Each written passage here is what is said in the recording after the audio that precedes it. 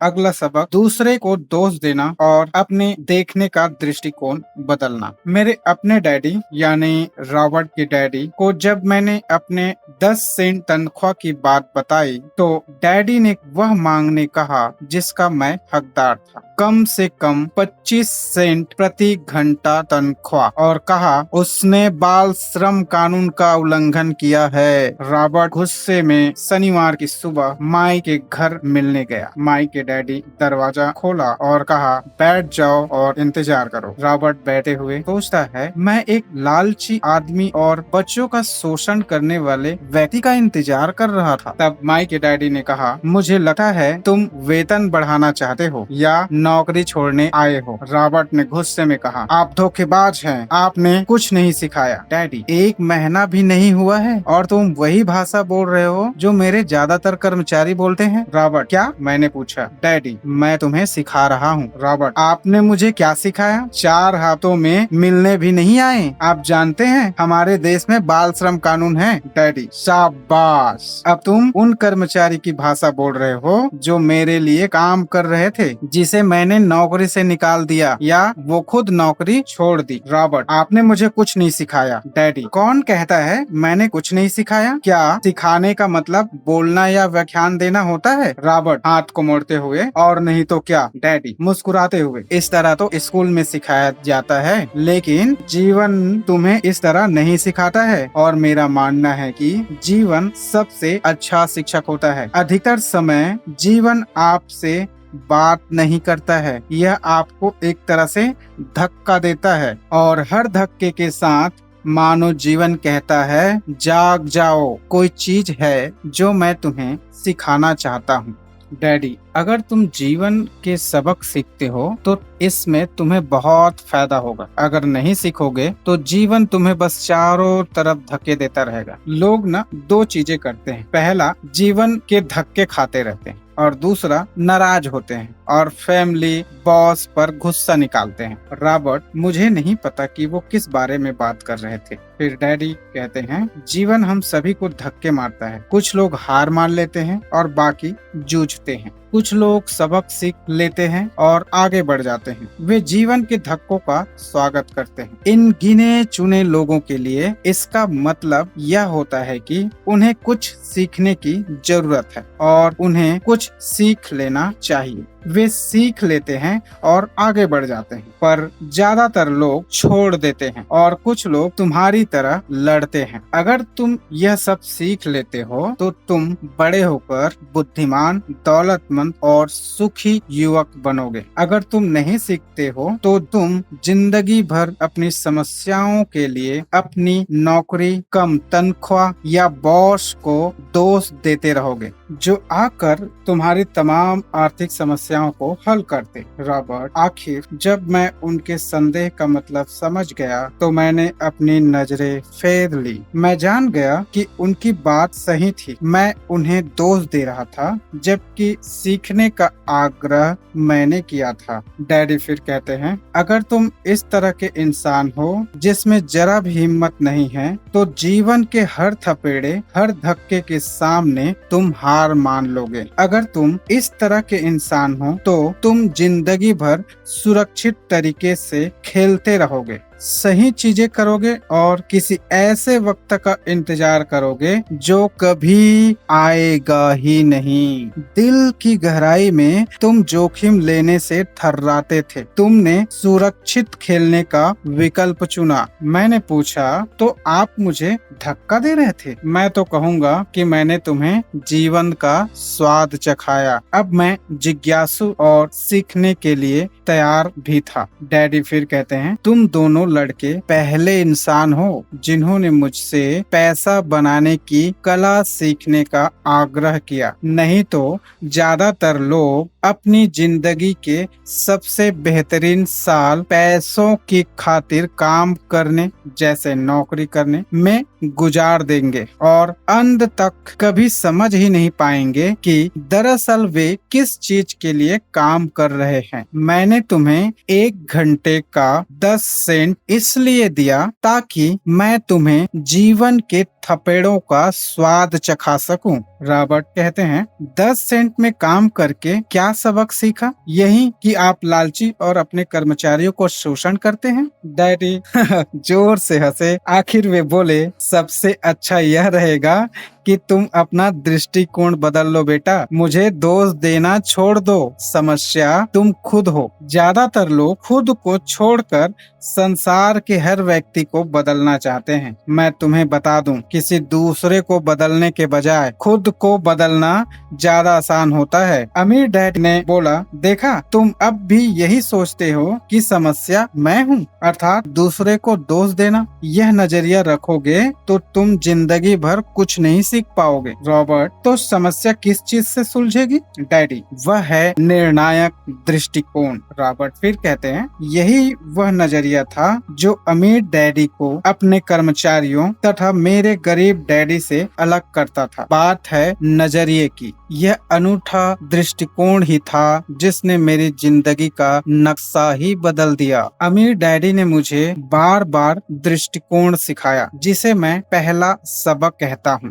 गरीब और मध्य वर्गीय लोग पैसे के लिए काम करते हैं, अमीर लोग पैसे से अपने लिए काम कराते हैं। उस शनिवार की उजली सुबह मैंने बिल्कुल भिन्न दृष्टिकोण सीखा। 9 साल की उम्र में ही मैं जान गया था कि मेरे दोनों डैडी, यानी मेरे डैडी जिसे मैं गरीब डैडी कहता हूँ और मैक की डैडी, मुझे पढ़ने के लिए प्रोत्साहित करते थे। बस अध्ययन का विषय अलग था। रॉबर्ट आगे बताते हैं, मेरे दोनों डैडी के दृष्टिकोण, जिसमें मेरे उच्च शिक्षित डैडी के दृष्टिकोण हैं, वे चाहते थे कि मैं पढ़ाई करूं, अच्छे ग्रेड लाऊं, बड़ी कंपनी में नौकरी मिल सके। इसलिए वही मेरे अमीर डैडी के दृष्टिकोण थे। वे चाहते थे तुम इसलिए पढ़ाई करो ताकि तुम ये सब सीख सको कि पैसा कैसे काम करता है, ताकि मैं इससे अपने लिए काम करा सकूं। यह सबक मैं किसी क्लासरूम में नहीं बल्कि उनके मार्गदर्शन में जीवन भर सीखने वाला था। डैडी आगे कहते हैं, देखो, सचमुच सीखने में ऊर्जा, जोश और धधकती इच्छा की जरूरत होती है। क्रोध उस फार्मूले का एक बड़ा हिस्सा है, क्योंकि जोश में क्रोध और प्रेम का समन्वय होता है। जब भी पैसों की बात आती है तो लोग सुरक्षित रास्ता खोजते हैं, सुरक्षित महसूस करना चाहते हैं, और इसलिए जोश उन्हें राह नहीं दिखाता, उन्हें राह दिखाता है उनका डर। आगे डैडी कहते हैं, पैसा ज्यादा मिलने या तनख्वाह बढ़ाने से भी समस्याएं नहीं सुलझेगी। देखो, तुम्हारे डैडी, यानी रॉबर्ट के डैडी की बात करते हैं, ने उत्कृष्ट शिक्षा इसलिए हासिल की ताकि वे ऊंची तनख्वाह वाले नौकरी कर सके। आगे अमीर डैडी ने कहा, अगर तुम पैसों के लिए काम करना सीखना चाहते हो तो स्कूल में सीखो। ऐसा करना सीखने के लिए उससे बढ़िया कोई जगह नहीं है। लेकिन तुम यह सीखना चाहते हो कि पैसे से अपने लिए काम कैसे कराया जाए, तो यह तुम्हें मैं सिखाऊंगा, परंतु तभी जब तुम सीखना चाहो। देखो, ये डर ही होता है जिसकी वजह से ज्यादातर लोग नौकरी करते हैं। जैसे डर है अपने बिल ना चुका पाने का डर, नौकरी से निकाले जाने का डर, पर्याप्त पैसा न होने का डर और दोबारा शुरुआत करने का डर। इसी दरमियान रॉबर्ट डैडी से पैसे से अपने लिए काम कराना सीखना अध्ययन का एक बिल्कुल अलग पाठ्यक्रम है। मैंने पूछा, डैडी, हाँ बिल्कुल। 9 साल की उम्र में तुम इस बात का स्वाद चख चुके हो कि पैसे के लिए काम करने में कैसा लगता है। जब तुम मुझसे मिलने कतार में इंतजार कर रहे थे, एक बार नौकरी पाने के लिए और दूसरी बार तनख्वाह बढ़ाने के लिए, तब तुम्हें कैसा महसूस हो रहा था? रॉबर्ट कहते हैं, बहुत बुरा। डैडी, जब तुम पैसे के लिए काम करने का निर्णय लेते हो तो जीवन इसी तरह से गुजरेगा। अपनी तनख्वाह को देखकर अधिकतर कर्मचारी ऐसा ही महसूस करते हैं, खास तौर पर जब उसमें से सारे टैक्स और दूसरी कटौती कम हो जाती है। टैक्स जब आप कमाते हैं, खर्च करते हैं, बचत करते हैं, यहाँ तक जब आप मरते हैं तब भी टैक्स लगता है। लेकिन अमीर लोग ऐसा नहीं करते। वे पहले खर्च करते हैं, फिर बचे तो टैक्स देते हैं। पैसे से अपने लिए काम कैसे कराया जाए यह सीखना जिंदगी भर चलता है।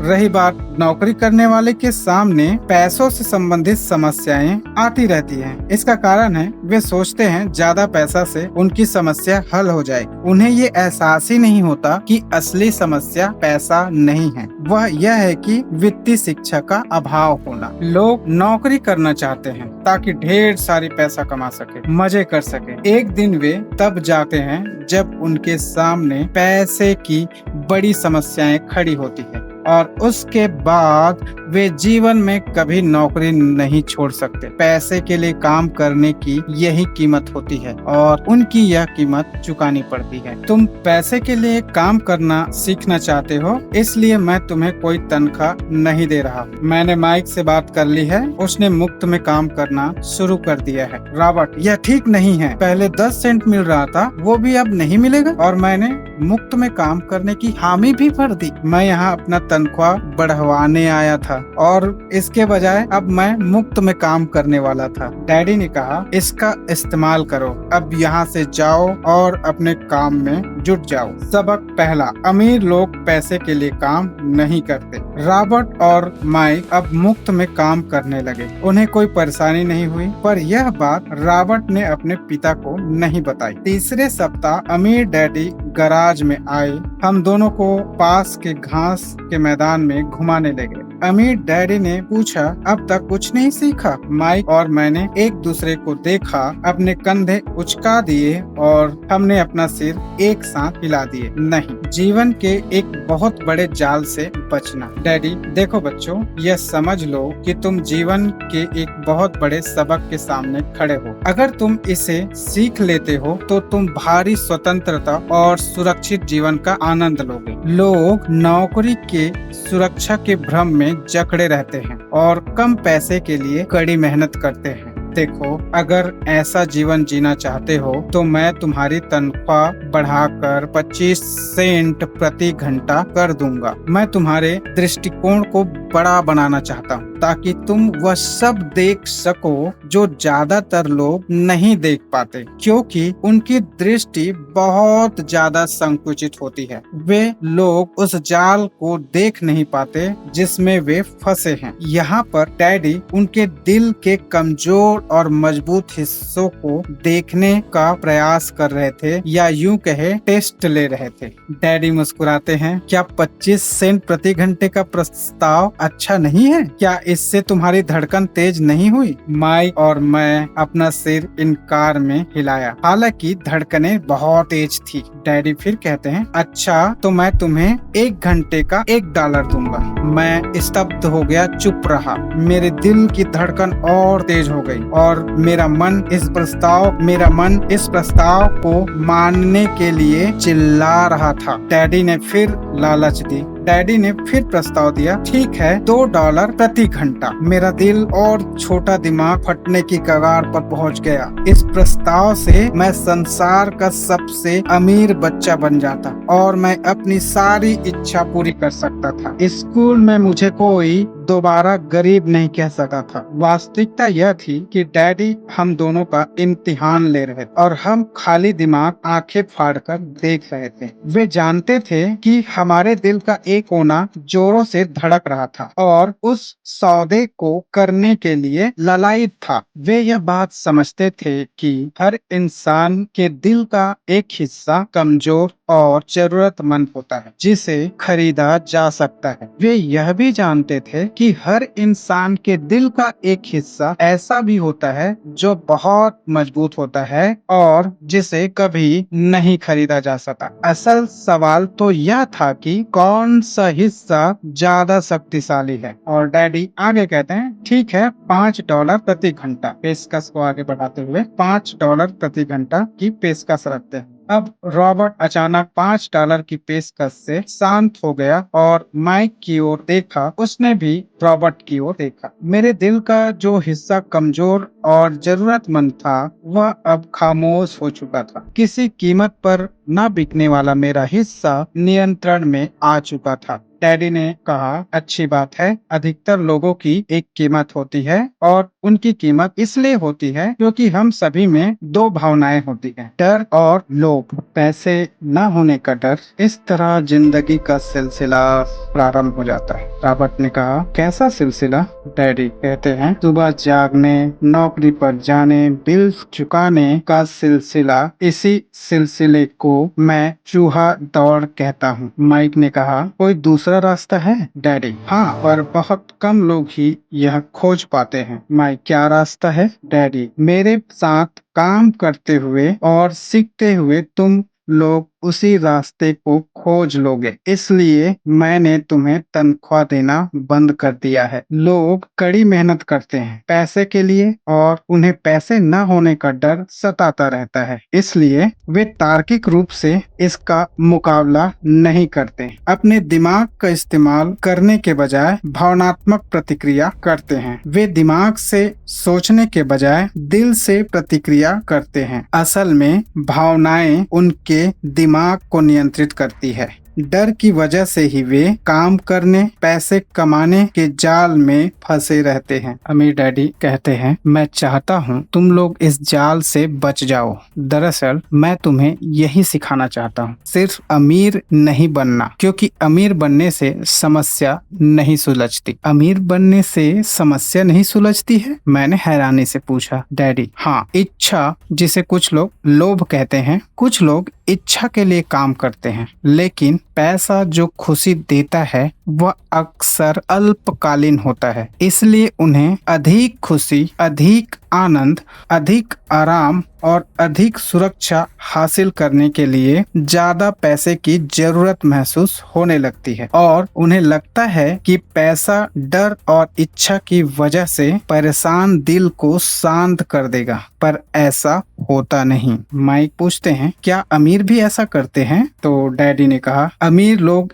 इच्छा नहीं, डर के कारण अमीर होते हैं। दरअसल उन्हें पैसा गंवाने का डर सताने लगता है। पैसा गंवा बैठने पर उनके मित्र क्या कहेंगे, इसी वजह से कई लोग भावनात्मक रूप से कुंठित और मनोरोगी है। इस तरह पैसे से दूर भागना भी उतना ही बड़ा पागलपन है जितना कि इस पर आसक्त होना। मैं ऐसे बहुत से लोगों से मिला हूँ जो कहते हैं, ओह, पैसे में मेरी कोई दिलचस्पी नहीं है, लेकिन फिर भी वे लोग 8 घंटे नौकरी करते हैं। इसी बीच रॉबर्ट सोचने लगता है। अमीर डैडी की बात सुनकर अपने डैडी की बात याद आ जाती है, जिसे डैडी ने असंख्य बार कही थी, जैसे पैसे में कोई दिलचस्पी नहीं है, मैं इसलिए नौकरी करता हूँ क्योंकि मैं अपने नौकरी से प्यार करता हूँ। इस तरह वह खुद को सुरक्षित कर लेते थे। रॉबर्ट अपने डैडी से पूछते हैं, तो हम क्या करें?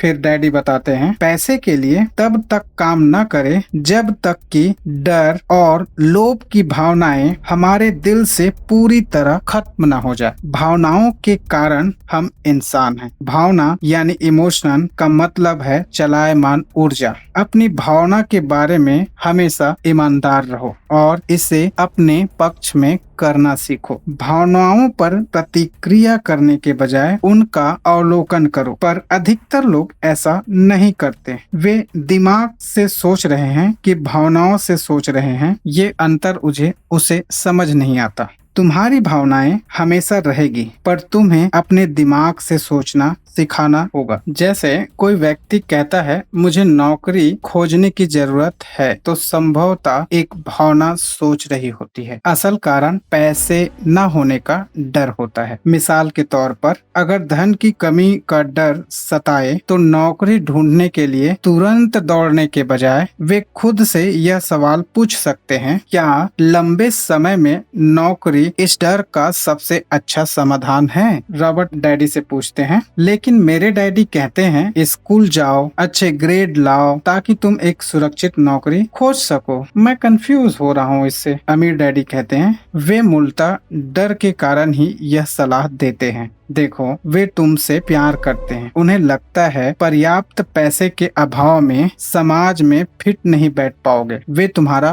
भला चाहते हैं। देखो, मैं भी शिक्षा और नौकरी को महत्वपूर्ण मानता हूँ। इससे डर का इलाज नहीं होगा। तुम पैसों की ताकत से घबराने की बजाय उसमें माहिर बनना सीखो। यह स्कूल में नहीं सिखाया जाता, और अगर तुम यह नहीं सीखते हो तो तुम पैसों के गुलाम बन जाते हो। रॉबर्ट सोचते हुए विचार करते हैं, अब सब समझ में आ रहा था। वे चाहते थे कि हम अपना व्यापक दृष्टिकोण बनाकर वह देखें जो इस संसार के मिसेस मार्टिन जैसे लोग नहीं देख पाते थे। यहाँ आपको बता दूं, मिसेस मार्टिन एक ईमानदार, मेहनती, 8 घंटे काम करने वाली महिला थी, जिसके नीचे रॉबर्ट और माइक काम करते थे। डैडी कहते हैं, देखो, हम सभी वास्तविक में एक कर्मचारी ही हैं। बस हम अलग अलग स्तरों पर काम करते हैं। मैं चाहता हूँ तुम लड़कों के पास डर और इच्छा नामक दो फंदों, जिसे भावनाओं से बुना जाता है, से निकलने का अवसर रहे। अगर तुम्हें डर और इच्छा पर काबू पाना नहीं आता है तो तुम चाहे कितने भी अमीर बन जाओ, दरअसल तुम ऊंची तनख्वाह वाले गुलाम ही रहोगे। रॉबर्ट पूछते हैं, तो इस जाल से कैसे बचे?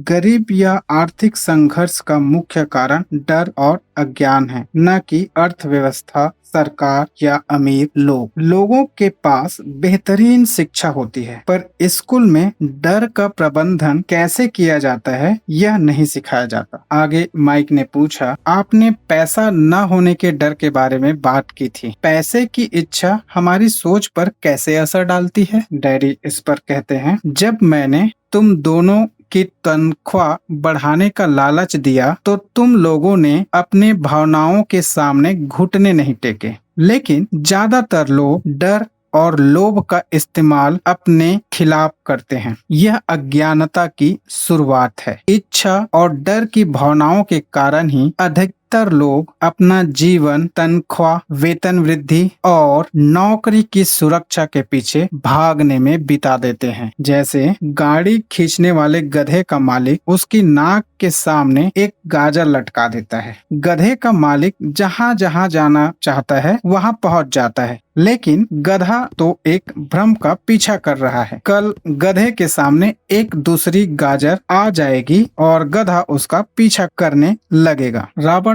सोचने लगा, मैंने बेसबॉल के नए दस्ताने, कैंडी और खिलौनों की तस्वीर देखी। वह गधे के सामने लटके गाजर जैसी है। डर तुम्हें दरवाजे से बाहर धक्का देता है और इच्छा तुम्हें पुकारती है। बस यही चाल है। डर और इच्छा अज्ञानता की वजह से और बढ़ते हैं। देखो, स्कूल महत्वपूर्ण है। तुम स्कूल इसलिए जाते हो ताकि समाज के उपयोगी सदस्य बनने की योग्यता या पेशा सीख सको। हर समाज में शिक्षकों, डॉक्टरों, मैकेनिकों, चित्रकारों, रसोइयों, व्यवसायियों, पुलिस अफसरों, आग बुझाने वालों और सिपाहियों की जरूरत होती है। स्कूल में यह सब इसलिए सिखाया जाता है ताकि समाज समृद्ध हो सके। पर कुछ लोगों के लिए स्कूल शिक्षा की शुरुआत नहीं, अंत होता है। डर और इच्छा की भावनाएं तुम्हारी सोच पर हावी हो रही है, तो ये दोनों तुम्हें जीवन के सबसे बड़े जाल में फंसा सकती है। भगवान के लिए पैसों को अपना जीवन मत चलाने देना। इतिहास गवाह है, जब जब अमीरों और गरीबों के बीच की खाई ज्यादा हो जाती है, तब तब महान सभ्यताएं धाराशायी हो जाती है। हमने इतिहास से कुछ नहीं सीखा। हम ऐतिहासिक तिथियां और नाम तो याद रखते हैं, लेकिन सबक नहीं। अगर स्कूल में पैसों के बारे में सिखाया जाता तो लोगों के पास ज्यादा पैसा होता है और भाव कम होते। लेकिन स्कूलों में लोगों को सिर्फ पैसे के लिए काम करना सिखाने पर ध्यान केंद्रित किया जाता है। वहाँ यानी स्कूल में पैसों की शक्ति का दोहन करना नहीं सिखाया जाता। माइक इस पर तपाक से बोलते हैं, पर हमारे यहाँ तो बिजनेस स्कूल है। डैडी इस पर कहते हैं, वहाँ भी खर्च में कटौती करने का परिष्कृत अकाउंटेंट बनाने का प्रशिक्षण दिया जाता है। माइक फिर पूछते हैं, तो इसका हल क्या है डैडी? हाँ, सोचने के लिए अपनी भावनाओं का सही इस्तेमाल करना सीखो। अपनी भावनाओं के बहाव में आकर मत सोचो। जब मैंने तुम्हें पैसों का लालच दिया तो तुमने एक बार फिर अपनी भावनाओं का प्रतिरोध किया, तो तुम फिर भावनात्मक उत्तेजना के बावजूद सोचना सीख रहे थे।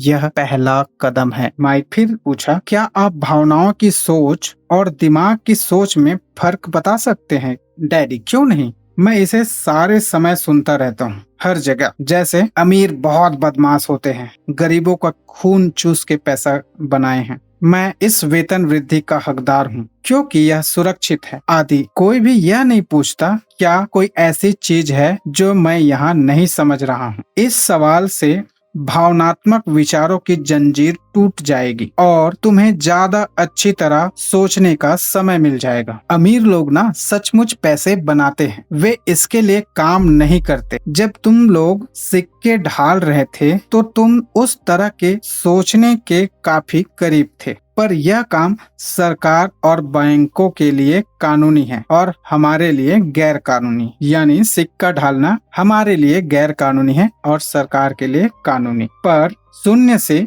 पैसे बनाने के कानूनी तरीके भी होते हैं। पैसा एक भ्रम है जो दरअसल गधे के सामने लटकती गाजर जैसा है। सिर्फ डर और लोभ के कारण ही अरबों लोग पैसे के भ्रम में फंसे रहते हैं। देखो पैसे कैसे भ्रम है। पहले अमेरिका में स्वर्ण पैमाना प्रचलित था और बाद में हर डॉलर का नोट दरअसल एक चांदी का प्रमाण पत्र हो गया। किसी दिन हम स्वर्ण पैमाने को छोड़ देंगे और हमारे डॉलर के पीछे किसी वास्तविक संपत्ति का समर्थन नहीं होगा। ऐसी स्थिति में गरीब और मध्य वर्गीय और अज्ञानी लोगों की जिंदगी सिर्फ इसलिए